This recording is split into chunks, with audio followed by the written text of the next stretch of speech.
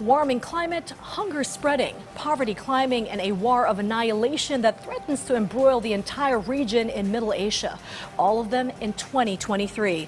But how can the UN hope to make a dent to turn these problems around when it is pretty powerless against the mighty nations who rule the Security Council and their allies?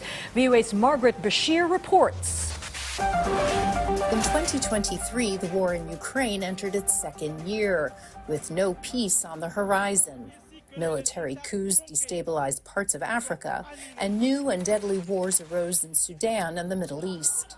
The United Nations has had little success in stopping the bloodshed. It's particularly been challenging because the kinds of conflicts the UN has been facing over the last year have been exactly the kinds of conflicts that the UN is least well equipped to manage. They're conflicts between the big permanent members of the Security Council. And when those countries are involved, the UN has the least scope for action. That's because Britain, China, France, Russia, and the United States can use their vetoes to block sanctions and other tools the Council can use to maintain peace and security. This past year, geopolitical divisions intensified over Russia's war in Ukraine, and since October, Washington's support for Israel's war against Hamas. And the mood in the Security Council now is poisonous. The people of Gaza are looking into the abyss. Secretary General Antonio Guterres was unable to unblock the paralysis by invoking in December the rarely used Article 99 of the UN Charter to press the Council for a humanitarian ceasefire in the Israel-Hamas war. The United States vetoed his appeal, and Israel called for his resignation. The news wasn't much better for the UN's peacekeeping efforts in the field. The organization's Blue Helmets marked 75 years of peace operations this year. But the anniversary comes as Mali and the Democratic Republic of Congo demand that UN forces leave their territory, and as Haiti appeals for an international force to help stabilize the country, just not a UN one. In Africa, leaders are turning more to forces drawn from regional blocs to deal with sub-Saharan crises.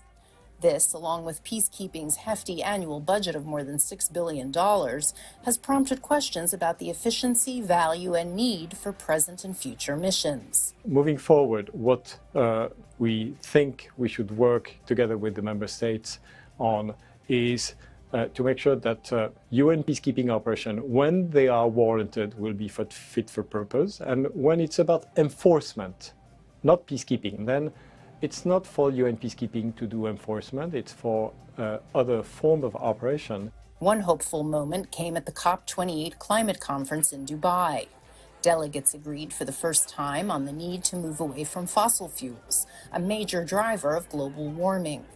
With climate change intensifying natural disasters, conflicts, and other global shocks, the UN has been called upon more to mobilize delivery of humanitarian assistance. We see both things, right? We see that even when there's diminished political space to broker political solutions to conflicts or to human crises, there's still the real potential to do important, significant work on the humanitarian scale, but it has to be funded, it has to be supported in order to get the sort of greatest impact. Over decades, many have called for reforms to the UN, including expanding Security Council representation to reflect current realities. The UN was paralyzed for long periods of the Cold War. So the fact that it is once again going through a period of crisis doesn't mean that it's dead. I think there is a real need to think about the structures of the UN and how they could be changed. The problem, the analysts say, is there is little consensus on how to change the organization for the better. Margaret Bashir, VOA News, the United Nations.